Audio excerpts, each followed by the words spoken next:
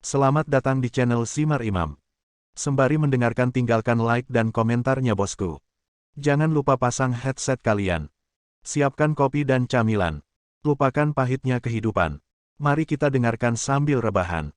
Bab 529. Wan Songwei sangat marah. Tanpa sadar, ia mengeluarkan ponselnya dan memutar nomor tersebut dengan telapak tangan gemetar. Ia terus menggerakkan tangan dan meneriaki orang di ujung telepon. Melihat pemandangan ini, adik-adik yang semula berkerumun akhirnya memaksakan diri untuk menanggungnya. Ketidaksabaran mereka menggagalkan rencana mereka. Tapi yang lain tidak bisa tenang. Terutama para pemakan melon, mereka tidak mempermasalahkan kegembiraan itu dan mulai ikut berteriak. Anak muda, kamu mendapat masalah besar. Tahukah kamu siapa orang lain itu? Bertengkar dengan orang lain sudah menjadi hal yang tabu, dan sekarang kamu memukuli mereka satu demi satu. Aku khawatir kamu bahkan tidak mengetahuinya bagaimana kamu mati.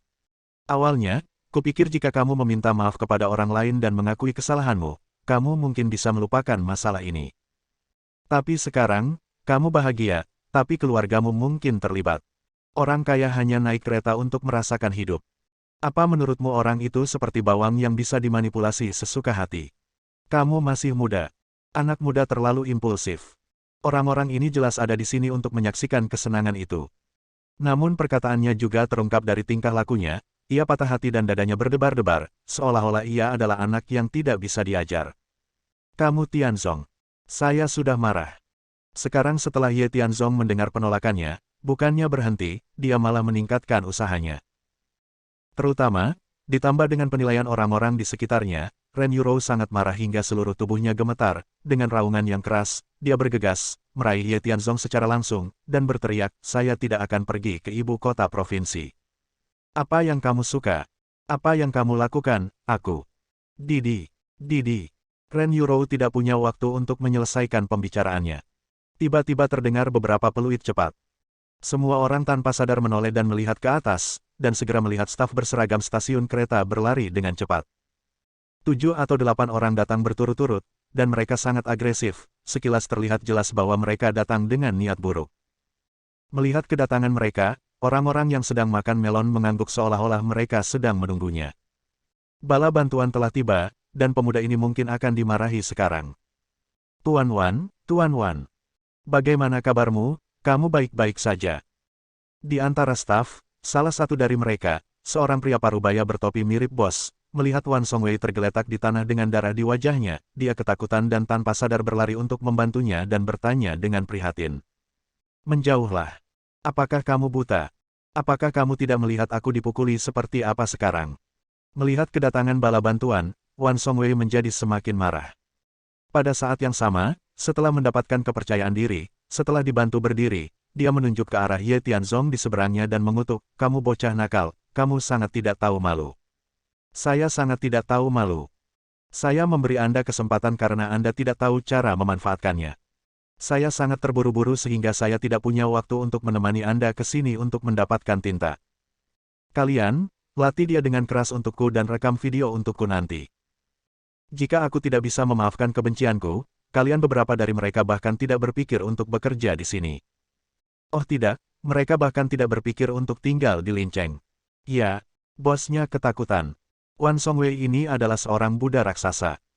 Ketika dia menerima panggilan dari pihak lain, dia awalnya mengira itu adalah hal yang baik, tetapi yang tidak dia duga adalah dia benar-benar dipukuli di wilayahnya sendiri.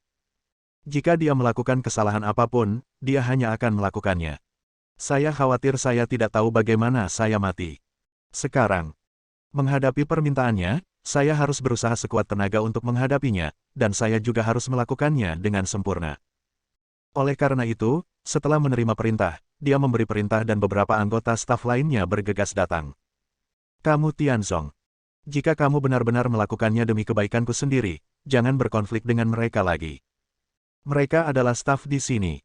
Mereka memukulimu di sini dan ingin berurusan denganmu. Itu masuk akal.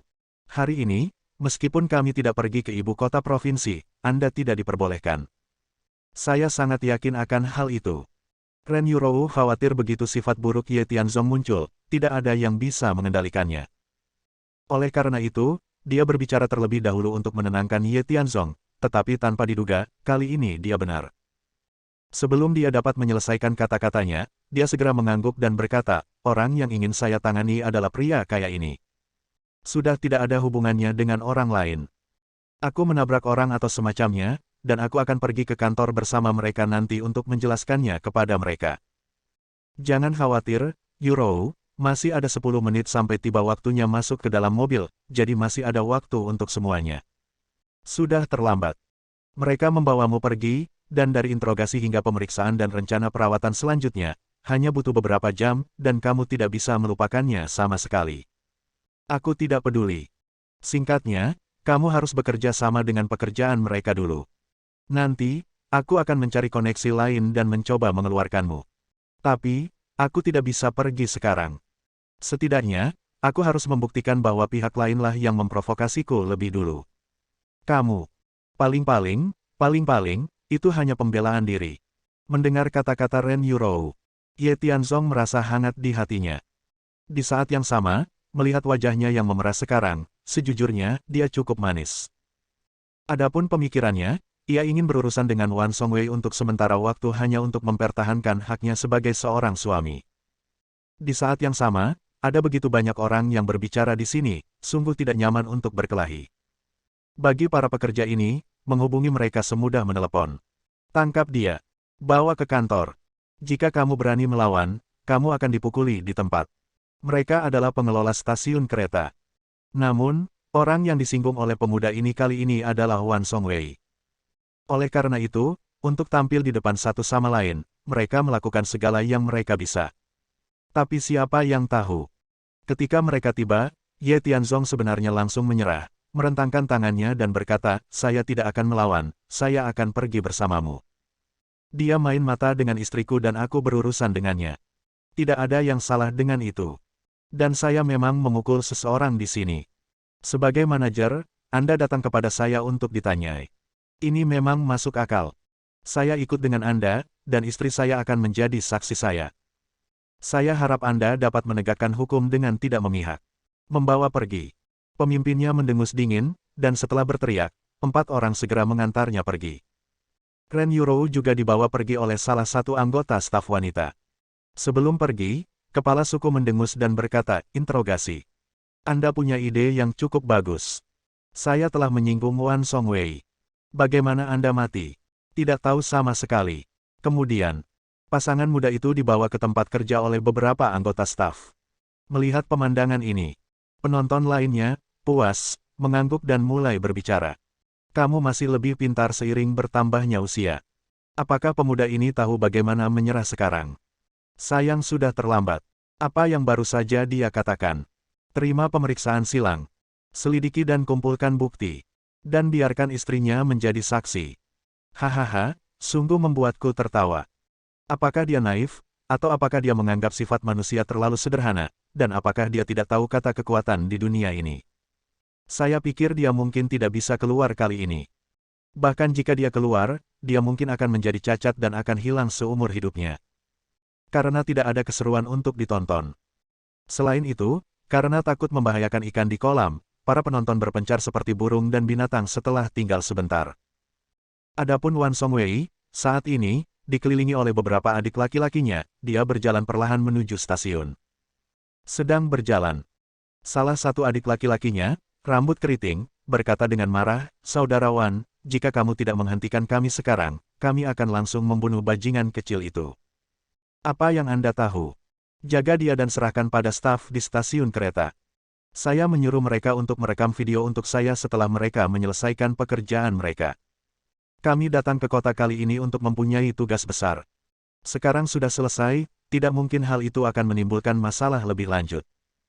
Sial, aku tidak menyangka akan bertemu dengan pemuda bodoh seperti itu. Namun, istri pria ini cukup cantik. Akan sangat menyenangkan bermain dengannya di ranjang. Tunggu sebentar, saya menelepon dan meminta agar saya mengirim wanita itu ke ibu kota provinsi. Setelah masalah ini selesai, saya akan menyapa atasannya dan memberinya promosi. Ya, Saudara Wan. Stasiun kereta api, ruang staf. Umumnya, jika ada perselisihan atau ada sesuatu yang perlu segera ditangani, maka akan ditangani di kantor. Tapi kali ini, kapten membawanya ke ruang tunggu. Disinilah biasanya para staf beristirahat atau berganti pakaian. Alasan kami memilih tempat ini karena tidak ada kamera. Ini dia, gratis untuk dimainkan. Ren Yurou dijaga oleh seorang anggota staf wanita dan menunggu di pintu. Tidak peduli seberapa keras dia berteriak, orang-orang ini mengabaikannya sama sekali, dan malah mengantar Ye Tianzong ke dalam. Tianzong, Tianzong, mengapa kamu menangkapnya seperti ini? Saya seorang saksi dan saya ingin bersaksi. Meskipun perilaku Ye Tianzong membuat Ren Yurou sangat tidak nyaman. Namun, pada analisa terakhir, dia adalah suaminya, dan dia membela dirinya sendiri dalam masalah ini. Dia bukan orang bodoh, dan dia bisa merasakan bahwa orang-orang ini sepertinya satu kelompok dengan orang bernama Wan Songwei itu. Sekarang dia dibawa ke tempat yang tidak seharusnya dia bawa, jelas bahwa Ye Tianzong berada dalam malapetaka. Oleh karena itu, dia masih merasa kasihan pada Ye Tianzong dan berteriak serta berjuang mati-matian. Namun tak lama kemudian, staf wanita tersebut justru menemukan kain lap dan langsung memasukkannya ke dalam mulutnya. Pada saat yang sama, dia menunggunya dengan ganas dan berteriak, "Kamu memanggilku apa? Kamu tetap di sini dengan jujur dan menyinggung Wan Songwei. Apakah kamu masih ingin melarikan diri tanpa cedera? Kamu terlihat cantik dan kamu masih bisa bencana. Kamu terlihat seperti ini, siapapun yang mengikutimu akan mati. Diam saja, jika kamu berani bicara omong kosong lagi, lihat bagaimana aku menghadapimu." Hah! Dengarkan apa yang dikatakan pria ini. Hati Ren Yurou dipenuhi dengan keputusasaan. Benar saja, seperti yang dia duga, Ye Tianzong ditangkap dan dibawa ke dalam rumah, yang sangat berbahaya. Namun, sekarang dia juga tertahan dan tidak melakukan apapun. Tiba-tiba, saya merasakan belas kasihan di hati saya. Melihat pintu yang tertutup rapat, tiba-tiba saya merasa menyesal dan menyalahkan diri sendiri. Kamu Tianzong. Akulah yang menyakitimu. Bab 530. Dengan kemenangan Wan Songwei di tangan, dia menunggu untuk membunuh Ye Tianzong, dan kemudian mengirim istrinya ke tempat tidurnya untuk bersenang-senang. Sedangkan untuk kelompok staf pertama, mereka tidak mempunyai ide lain. Mereka hanya berharap masalah tersebut dapat ditangani dengan sempurna, setidaknya tanpa memberikan alasan apapun kepada Wan Songwei. Adapun Ren Yurou, dia merasa kasihan di hatinya, meskipun Ye Tianzong kuat dan berkuasa. Namun, setiap gunung lebih tinggi dari gunung berikutnya, dan terkadang rasa percaya diri yang buta pada akhirnya akan membawa bencana bagi diri sendiri. Sama seperti sekarang. Meski begitu, detail pria kaya itu tidak jelas. Namun, dilihat dari reaksi penonton sebelum dan sesudah dia dipukul, para manajer langsung bergegas menghampiri. Mereka bahkan menangkap orang tanpa membeda-bedakan sama sekali dari kata-kata wanita itu, tidak sulit untuk melihat bahwa kali ini, Ye Tianzong mungkin akan hancur. Dan sekarang, saya terjebak di sini lagi. Saya merasa langit tidak merespon dan bumi tidak berfungsi. Sebenarnya tidak ada cara lain yang baik. Namun, semua ini sepele bagi Ye Tianzong di dalam ruangan, dan dapat diselesaikan dengan menjentikkan jarinya. Di dalam rumah. Secara nominal, ruang ganti. Namun kini, mereka mengubahnya menjadi tempat pemeriksaan silang. Ada cahaya terang di atas kepalaku, dan semuanya gelap. 6 atau 7 anggota staf berkumpul. Di tengah adalah Ye Tianzong yang sedang duduk, dan kepala yang bersandar di kursi dengan alis dingin. Saat ini saya bertanggung jawab atas pengelolaan stasiun kereta. Anda bisa memanggil saya Ketua Tim Li. Halo, Ketua Tim Li. Ye Tianzong terkekeh. Setelah interupsi, ekspresi pihak lain menjadi lebih suram. Dia sepertinya ingin menunjukkan keganasannya. Dia menamparkan meja dan berteriak, "Berhenti bicara padaku di sini. Apakah aku membiarkanmu berbicara? Itu cukup resmi. Jangan terburu-buru, kamu masih punya waktu sekitar 10 menit, jadi kamu bisa bermain dengannya sebentar." Jadi, melihat pihak lain menjadi marah, Ye Tianzong tidak bertindak terlalu tergesa-gesa, dia mengangguk sedikit dan menatap pihak lain sambil tersenyum. "Tahukah kamu siapa orang yang baru saja kamu kalahkan? Apa identitas dan latar belakangnya?" "Ya, saya tahu. Namanya Wan Songwei, dan dia adalah paman dari bos grup Piaoxiang di ibu kota provinsi." Ledakan. Mendengar. Ketua Tim Li membanting meja dengan marah, memandang Ye Tianzong, seolah dia membenci besi, dan berteriak, "Kamu tahu, dan kamu masih akan memprovokasi dia. Hanya beberapa pertengkaran sederhana, kamu lelah hidup, sebenarnya apakah kamu akan melakukannya? Memukul seseorang. Dan, sekali kamu memukul seseorang, 2 kali, kamu ingin mati. Itu tidak ada hubungannya denganku, tapi jangan menyeret orang lain ke dalam masalah. Aku, dan keluargamu, semua harus. Kenapa, kamu takut padanya? Omong kosong. Ketua tim Lee hanya ingin memakannya hidup-hidup. Dia bisa mengajukan pertanyaan bodoh seperti itu. Dia adalah pemain yang berkinerja terbaik. Meskipun Piaoxiang Group hanyalah sebuah perusahaan, hubungan di baliknya rumit. Terus terang, apakah itu Lincheng atau ibu kota provinsi, dia mengambil warna hitam dan putih. Apakah kamu percaya bahwa selama dia mengucapkan sepatah kata pun, kamu dapat segera menghilang di bumi? Saya tidak tahu itu. Langsung ke pokok permasalahan, Ye Tianzong menarik napas dalam-dalam dan berkata dengan datar, tetapi yang saya tahu adalah jika Anda terus bertengkar dengan saya dan tidak mengizinkan saya mengambil mobil, maka Andalah yang akan menghilang di bumi. Oh tidak, itu pasti kamu. Ledakan. Ketua tim Lee sangat marah. Beraninya kamu berbicara kasar ketika kematian sudah dekat. Bukan hanya dia. Termasuk orang lain di sekitarnya, mereka juga geram. Ketua tim Lee, ayo bicara omong kosong padanya. Ikuti saja keinginan Wan Songwei sebelumnya, pukul dia dengan kejam, lalu buang dia ke laut untuk memberi makan ikan. Benar-benar tidak tahu malu. Lagi pula, aku baru saja menerima telepon yang mengatakan, bunuh orang ini lalu ambil istrinya. Istriku. Naga itu memiliki sisik terbalik, jika kamu menyentuhnya kamu akan terbunuh. Dan Ren Yurou adalah skala kebalikannya.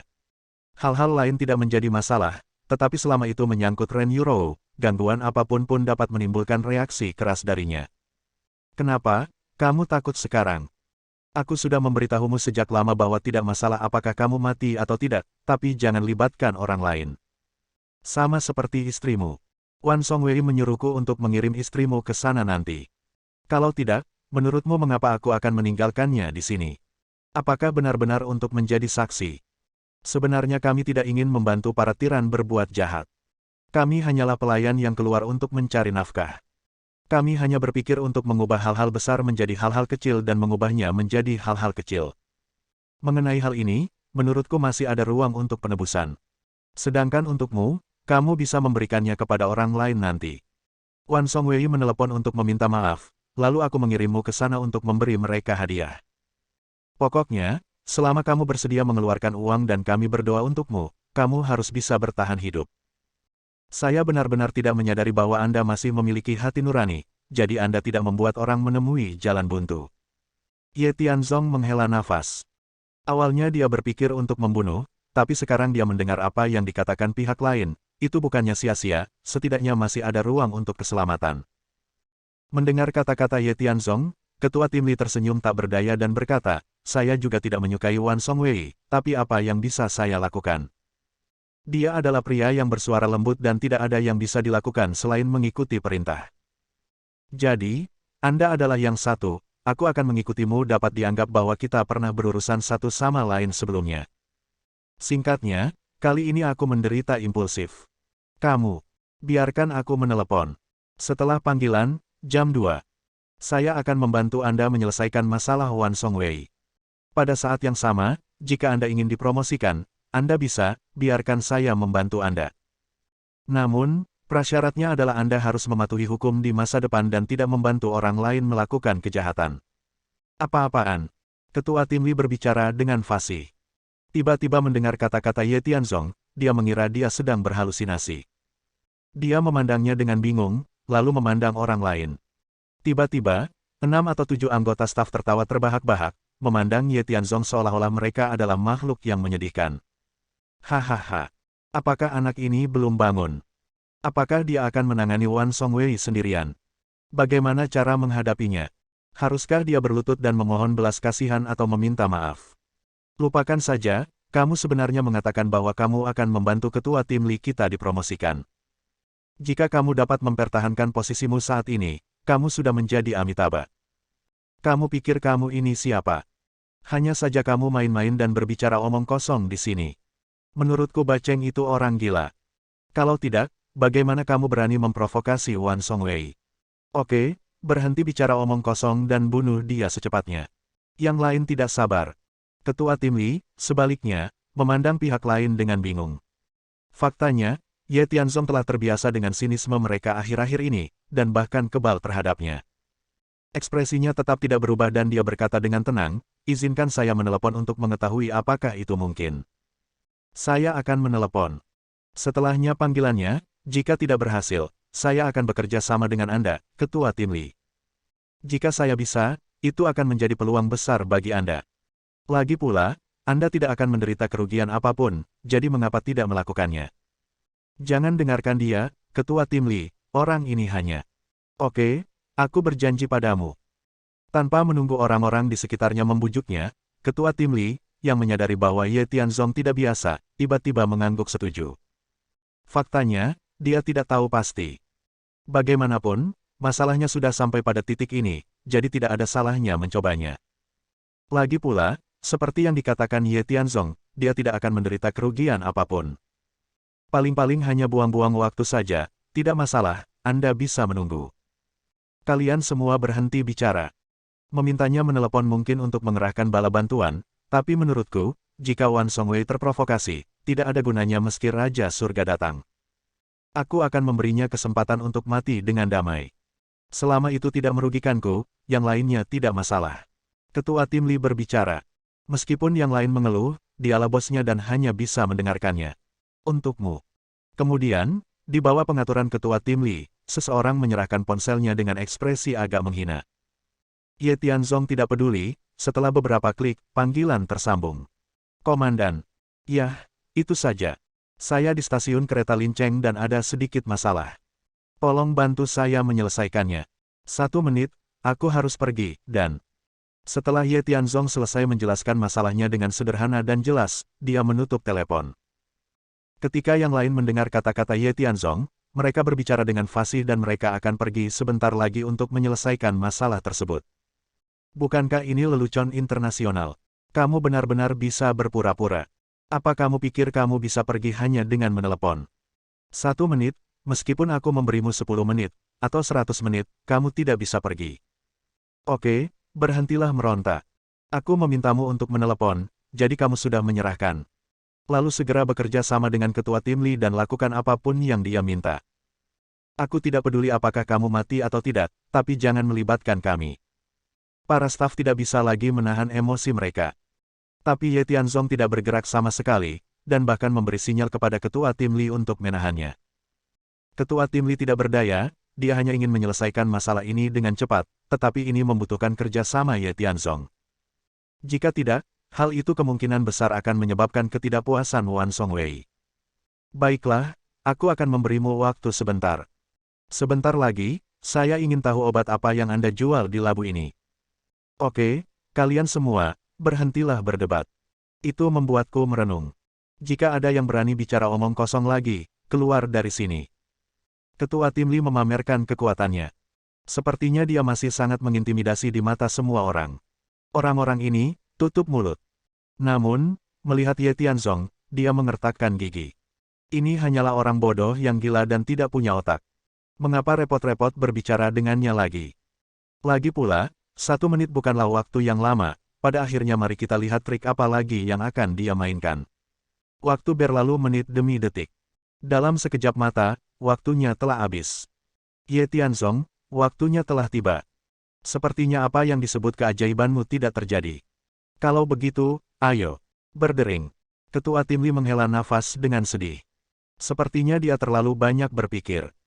Dia membuka mulut untuk berbicara, tetapi di tengah kata-katanya, ponsel Ye Tianzong tiba-tiba berdering. Ye Tianzong menyerahkan telepon tanpa mengucapkan sepatah kata pun, dan berkata sambil tersenyum, "Ini," jawab teleponnya, "seseorang ingin berkomunikasi denganmu." "Berkomunikasi denganku? Apa? Apakah kamu sudah membawa bala bantuan?" "Tidak ada artinya. Dalam kasusku, untuk masalah lain, mungkin ada ruang untuk bermanuver melalui pintu belakang, tapi ini bukan bala bantuan. Jika tebakanku benar, ini seharusnya adalah pemimpin dari pemimpinmu. Bagaimanapun, itu harus beberapa level lebih tinggi darimu. Kamu akan mengetahuinya ketika kamu menjawab telepon, dan kamu tidak akan kehilangan apapun." Bersambung. Nantikan bab selanjutnya bosku.